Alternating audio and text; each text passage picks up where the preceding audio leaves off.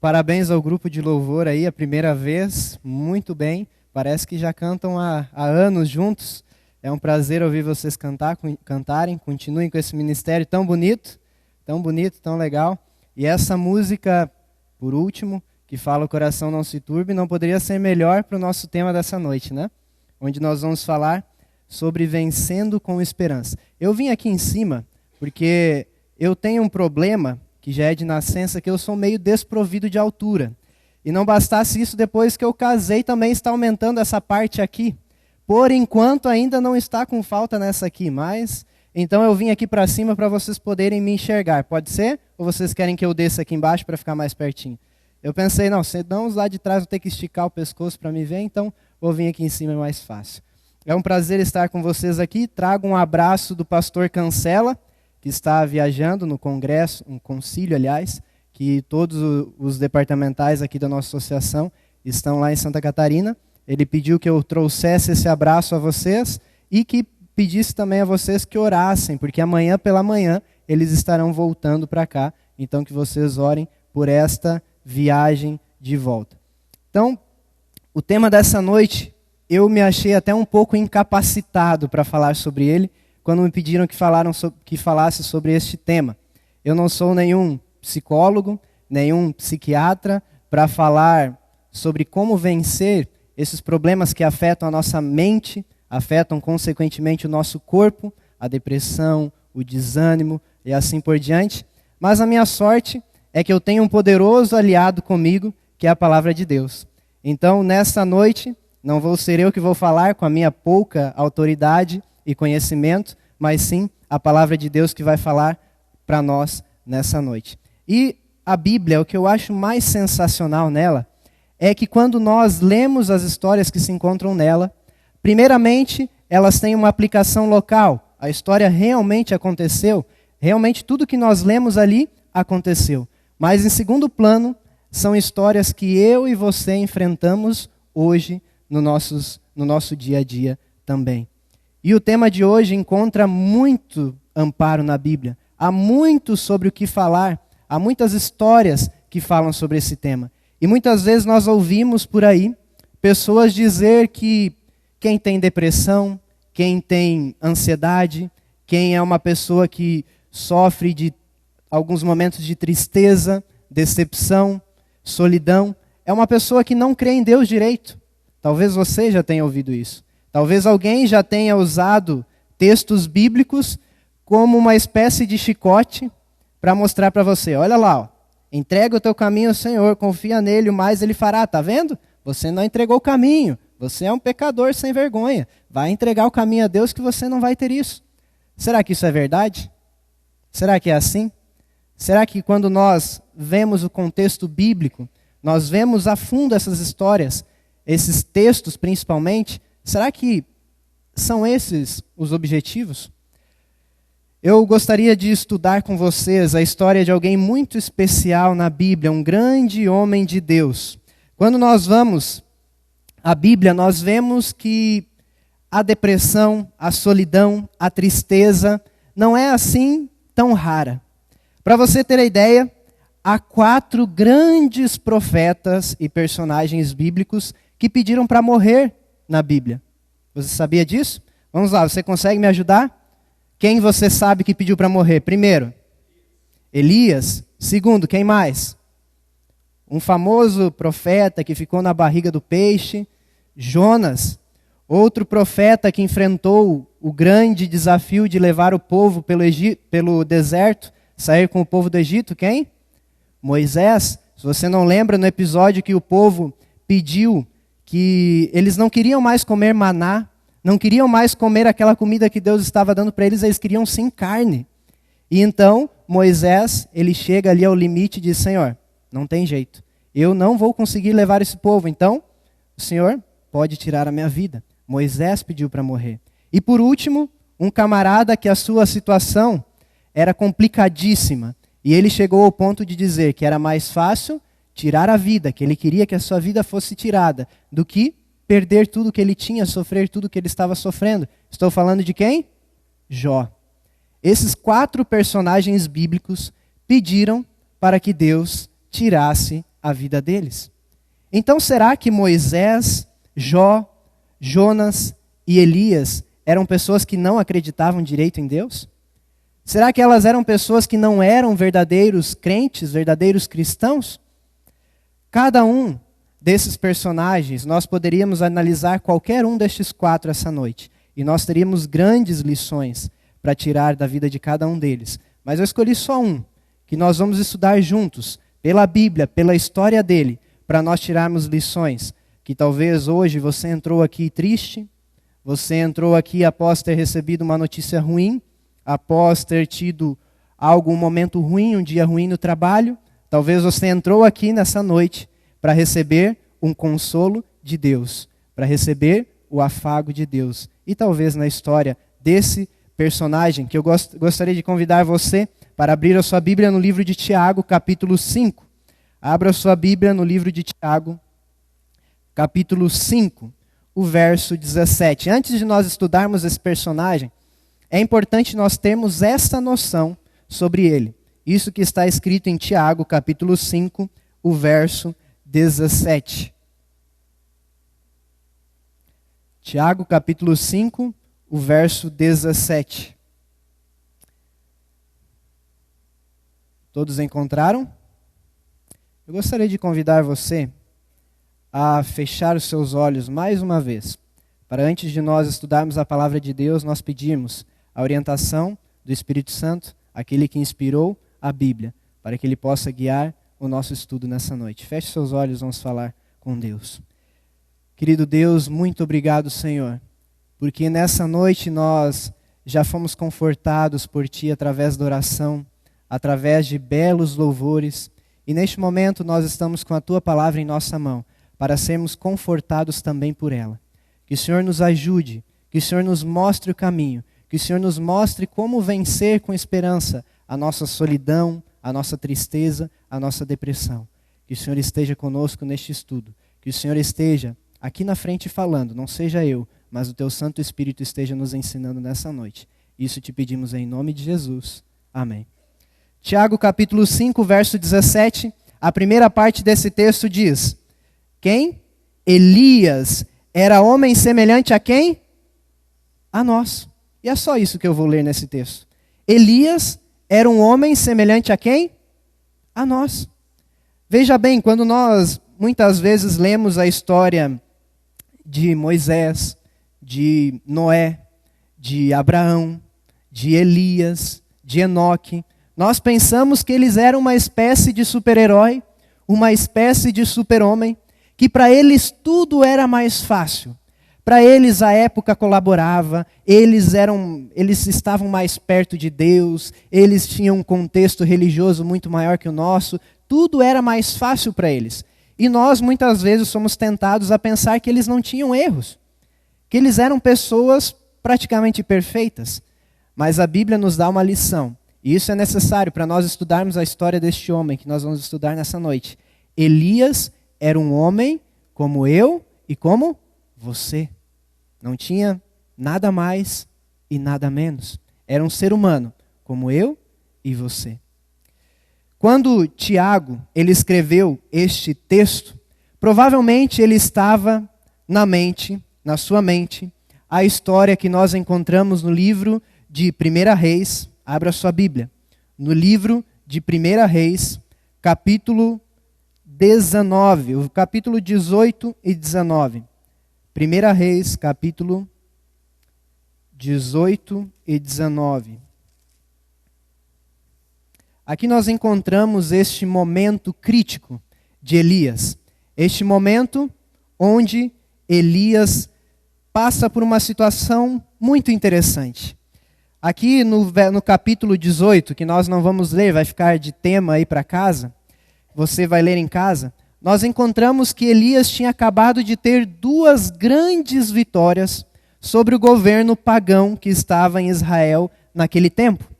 Ele havia acabado de ter 2 grandes vitórias sobre Baal e sobre Acabe e Jezabel, que eram quem comandavam o governo naquela época. Primeiro episódio foi o famoso episódio no Monte Carmelo, onde Elias ali, ele teve aquele famoso episódio onde ele fez fogo descer do céu, cair do céu, quando, em contrapartida, ali naquele desafio entre o Deus de Israel e o Deus Baal, os profetas de Baal nada conseguiram a não ser o silêncio. Em contrapartida, Elias, pelo poder de Deus, fez cair fogo do céu. Veja só que maravilhoso. Não bastasse isso, após muito tempo sem chover em Israel, logo após esse episódio, então Elias, ele ali se prostra e pede a Deus para que a chuva venha. E o que acontece? Começa a chover novamente em Israel. Após essas duas grandes vitórias de Elias, nós encontramos o que nós vamos ler no capítulo 19, o verso 1 a 4. Acabe fez saber a Jezabel tudo quanto Elias havia feito e como matara todos os profetas à espada. Então Jezabel mandou um mensageiro a Elias a dizer-lhe: façam-me os deuses como lhes aprouver-se amanhã. A estas horas não fizer eu a tua vida como fizeste a cada um deles. Temendo, pois, Elias, levantou-se e para salvar a sua vida se foi e chegou a Berseba, que pertence a Judá, e ali deixou o seu moço. Ele mesmo, porém, se foi ao deserto, ao caminho de um dia, e veio e se assentou debaixo de um zimbro, e pediu para si a morte, e disse: basta, toma agora, ó Senhor, a minha alma, pois não sou melhor do que os meus pais. Talvez Jezabel, quando ficou sabendo e quando viu aquela chuva que atingiu Israel, ela pensou que Baal, o deus da tempestade, talvez havia triunfado no Monte Carmelo. Enquanto ela não estava lá no monte e viu a chuva, ela deve ter pensado: Baal venceu. Porém, quando Acabe veio até Jezabel e então trouxe a notícia do que havia acontecido no Monte Carmelo, então Jezabel, ao invés de se arrepender, ao invés de voltar ao verdadeiro Deus, ao invés de dar ali ouvidos àquele grande sinal que havia acontecido, o que ela faz? Ela se revolta e ela ousadamente decide que Elias deveria morrer. O interessante é que naquela noite estava chovendo, estava uma noite tumultuada. Seria muito fácil para Jezabel matar Elias naquela noite, naquele mesmo local. Você já parou para pensar por que Jezabel não matou Elias naquele dia, naquele momento, e sim mandou um recado dizendo que ele morreria no outro dia? Jezabel, além de ela ser uma pessoa totalmente apostatada, totalmente distante de Deus, ela também era muito esperta e muito astuciosa. Imagine só se ela matasse a Elias naquela noite. Elias havia acabado de ter grandes vitórias lá no Monte Carmelo. Elias havia acabado de vencer os profetas de Baal. Elias havia conseguido ali o carinho do povo de Israel. Ele, como Moisés, havia feito descer fogo do céu. E como Moisés havia acabado com a apostasia em Israel. Ele era a espécie de um herói naquele momento. E se ela matasse a Elias, talvez ele morto trouxesse a ela mais problemas do que ele vivo. Porque ele se tornaria um mártir. Então o que ela fez? Ela pensou: eu vou assustar a ele. Ele provavelmente deve estar cansado, ele provavelmente deve estar ali desgastado de tudo isso que aconteceu. Então eu vou tentar assustar ele para fazer com que ele fuja, com que ele suma. Então, assim, eles teriam mais tranquilidade para governar o povo de Israel como bem entendesse, porque Elias havia fugido. O povo estava todo confuso, ele estava esperando a orientação de Elias agora, o que fazer, como proceder. E se Elias fugisse, não estivesse mais ali, ficaria uma lacuna para que então Acabe e Jezabel pudessem novamente implantar o seu governo pagão. Veja só que interessante e que astucioso esse plano de Jezabel. E aquele povo, querendo ou não, independente de se foi Jeová ou se foi Baal, agora o problema estava resolvido. Já estava chovendo. Já não havia mais seca. Já não havia mais a necessidade. Então, se Elias saísse do jogo, saísse da vista do povo de Israel, seria muito fácil acreditar aquela chuva a Baal e novamente levar o povo à idolatria. Esse episódio é muito interessante porque depois de Elias ter tido um momento tão vitorioso, após ele ter tido um momento de tão grande comunhão com Deus lá no Monte Carmelo, agora ele fica assustado, fica temeroso, ele fica sem saber o que fazer e então ele bate em retirada. Se ele tivesse ficado lá, com certeza Deus teria o protegido. Como diz Charles Spurgeon, Elias bateu em retirada diante de um inimigo derrotado. Ele fugiu de um inimigo derrotado. Por que Elias teve medo? Elias achou que depois daquele episódio, depois daquele grande acontecimento no Carmelo, o povo de Israel teria um arrependimento instantâneo. A idolatria acabaria instantaneamente, não precisaria mais esforço.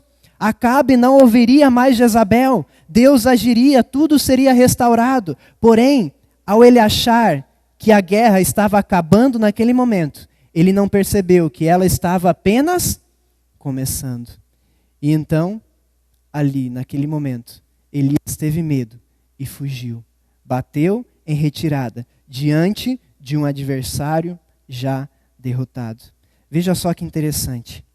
Quando nós nos desviamos dos planos de Deus, quando nós decidimos não obedecer à vontade de Deus na nossa vida, mesmo nos pontos mais fortes da nossa vida, nós podemos falhar. Temos exemplos disso. Por exemplo, Abraão, quando fugiu para o Egito, ele falhou na sua fé, que era o seu maior atributo. O ponto mais forte de Davi era a sua integridade. Porém, ela foi por água abaixo, quando ele, no episódio com Batseba, começou a tramar a morte de seu marido. Moisés era o mais manso dos homens. Porém, em um episódio, ele perdeu o privilégio de entrar na terra prometida, simplesmente porque não teve paciência. E Pedro, que era um homem corajoso, esse era o seu maior atributo. Quando ele se afastou dos planos de Deus, ele, que era o homem mais corajoso entre os discípulos, negou a Jesus. Assim como Pedro, Elias era um homem audacioso, um homem corajoso, mas quando ele se desviou dos planos de Deus, ele falhou. Assim eu e você também. Não importa quão fortes nós sejamos, não importa qual é o seu ponto mais forte, não importa qual é a sua maior qualidade, se você se desviar dos planos de Deus, você vai cair e vai falhar. Assim como estes homens nos dão o exemplo. O lugar mais seguro que nós temos quando o medo vem, quando a solidão vem, quando o desespero vem, é o lugar onde Deus quer que nós estejamos. Porém, Elias não fez isso, muito pelo contrário, ele bateu em retirada e andou mais ou menos 140 ou 160 quilômetros, onde ele deixou o seu servo e andou mais o caminho de um dia, rumo ao deserto, onde ele então sentou embaixo de um zimbro. E ele tomou uma sábia decisão, que foi orar. Porém, a sua oração não foi sábia. Ele disse: Senhor, eu não aguento mais. Eu não sou melhor do que os meus pais. E talvez ele estivesse pensando em Moisés, em Jó. E então ele pede que Deus tire-lhe a vida.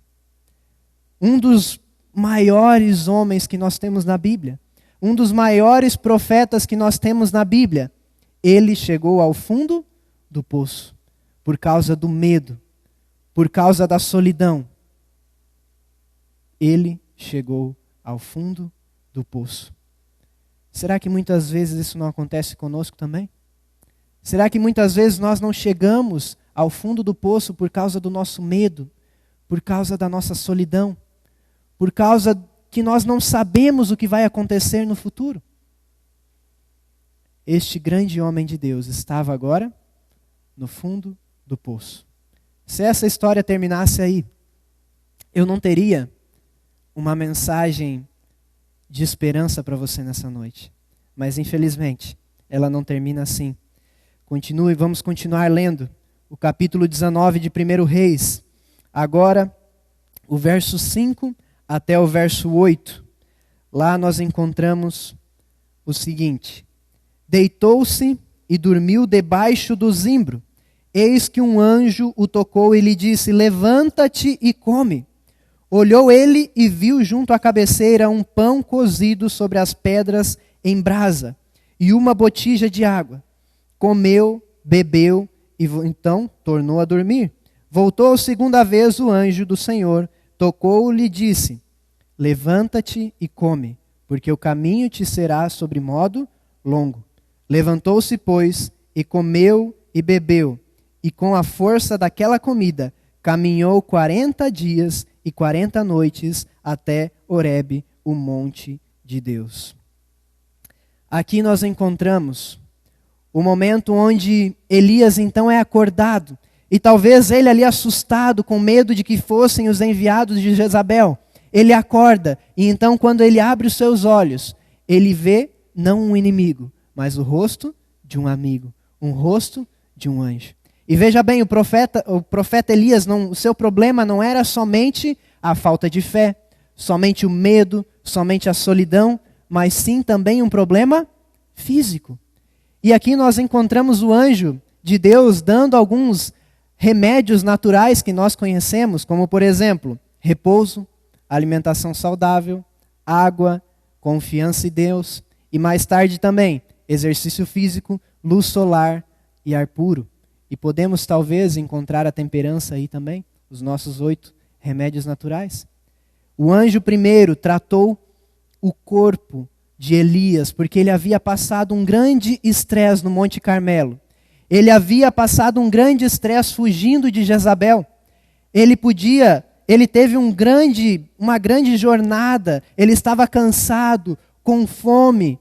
E então, no momento de desespero, juntando todos esses fatores, então Elias pediu a morte.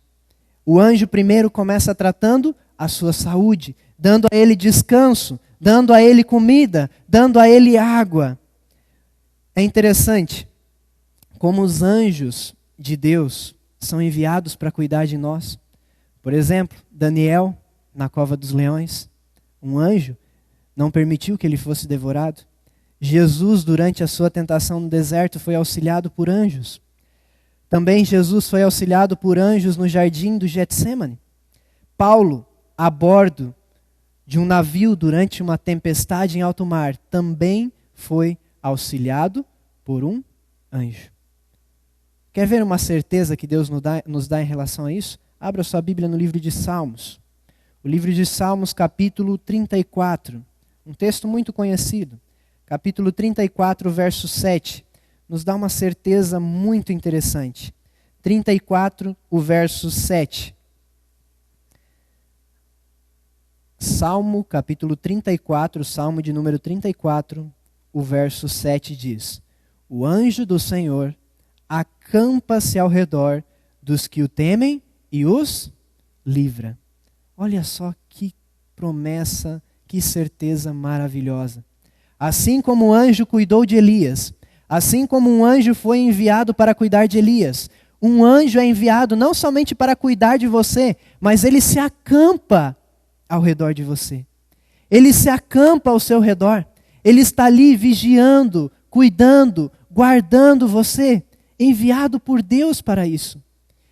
E o mais interessante nesse episódio de Elias é que aqui, em 1 Reis 19, diz que o anjo do Senhor foi até ele. Essa é uma expressão usada para quem na Bíblia? Para Jesus. Veja só, o próprio Cristo estava lá, para ajudar a Elias. E Elias era diferente de nós? Não. Então, o próprio Cristo está à disposição, à sua disposição e à minha disposição para nos ajudar, para nos salvar. Que maravilhosa certeza, que maravilhosa esperança que nós temos. Essa promessa nos conforta, porque Deus ele não é levado por nossas orações impetuosas, ele não é levado por nossos momentos emocionais. Ele, assim como um pai, ele diz: filho, calma. E então ele cuida de nós, ele nos recupera, ele nos restaura. E então nós, assim como Elias, somos restaurados mais uma vez. E o final da história de Elias, nós encontramos no livro de 2 Reis, capítulo 2, o verso 9 em diante. O que aconteceu com Elias? Ele foi levado para onde? Para o céu. Elias, aquele homem que pediu para morrer, ele foi levado para o céu, sem conhecer a morte. Olha só que coisa linda. Isso nos faz olhar não para o salvo, mas sim para o Salvador. Deus tem o mesmo poder, a mesma força, o mesmo poder disponível para restaurar a mim e a você. O mesmo anjo que foi enviado a Elias está à sua disposição hoje. O mesmo poder de Deus que restaurou Elias está à sua disposição hoje. Faz parte da vida do cristão passar por decepções, tristezas, momento de solidão, um momento de depressão, porque nós estamos em um mundo de pecado, um mundo de tristeza, um mundo de dor.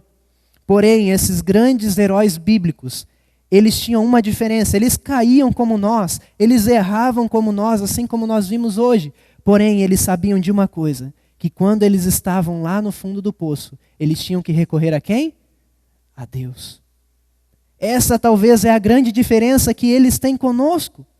Muitas vezes, quando nós estamos no fundo do poço, nós maldizemos a Deus, nós reclamamos com Deus, nós queremos questionar a Deus. Mas Deus sempre está à distância de um estender de braço de cada um de nós. Ele sempre está disposto a nos restaurar, a te ajudar, a me ajudar. Ellen White, a escritora religiosa Ellen White, diz que para esses momentos de desalento, existem 3 remédios: fé, oração e trabalho. Fé, oração e trabalho. Esses são os 3 remédios para a nossa solidão.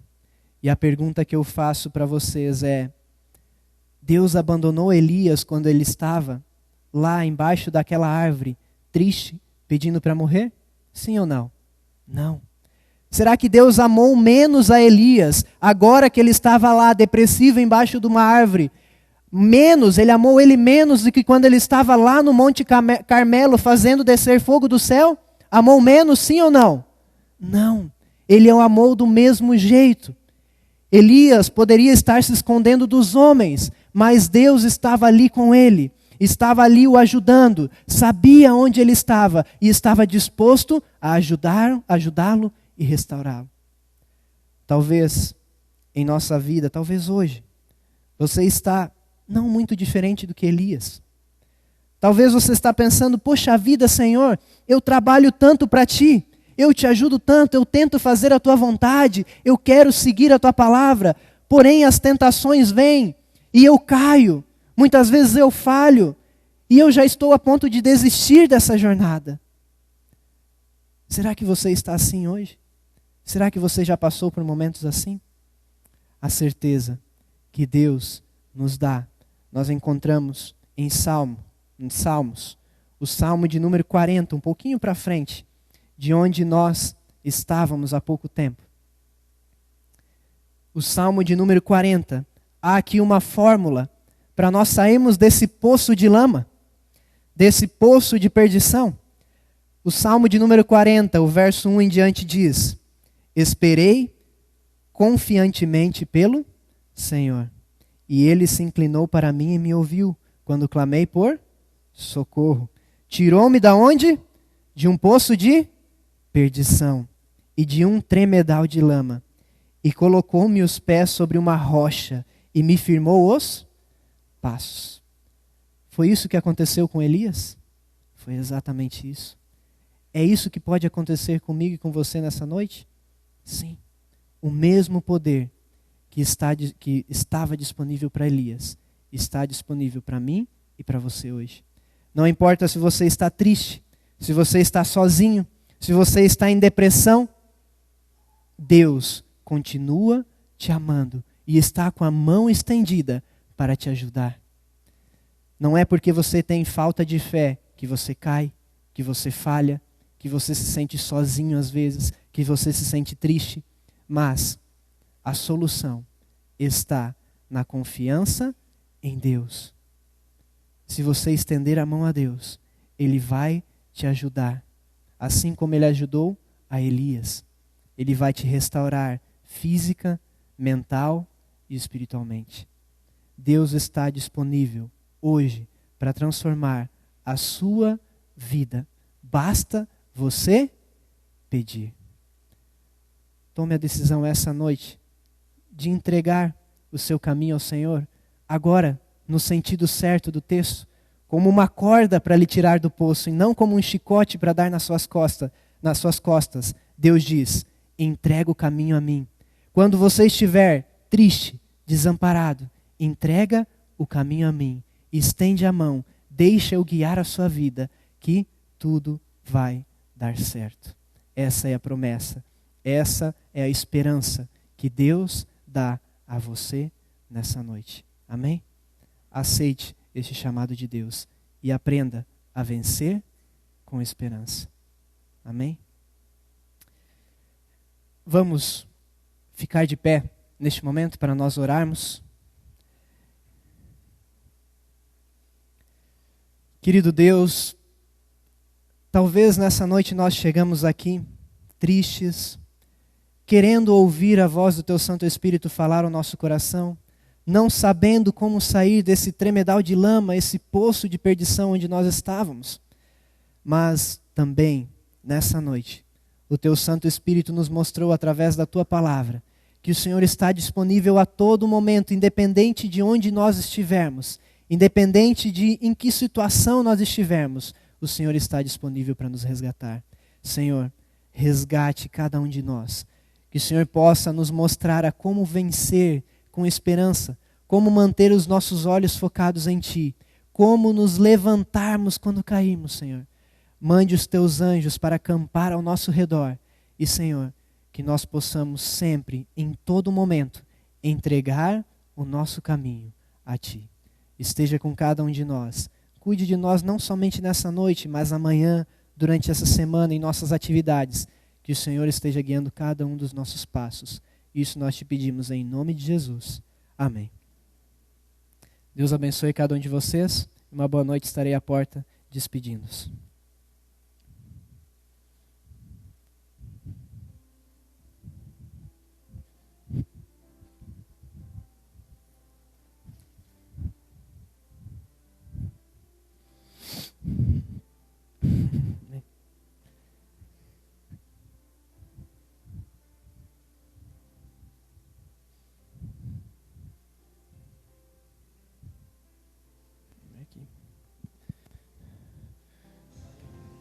Sair. Uma boa noite, viu? Nessa Deus noite abençoe. cantando. Boa noite, Que o Deus Senhor abençoe. permaneça em nós.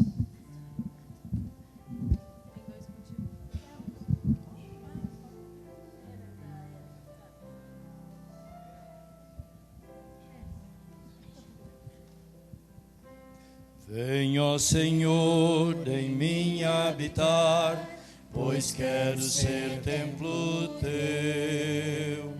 Quando eu sair deste lugar, que Jesus permaneça em mim.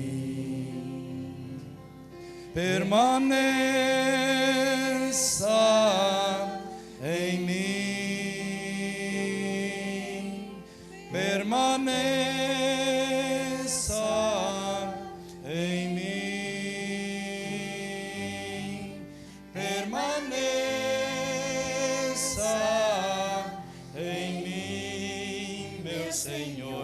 permaneça em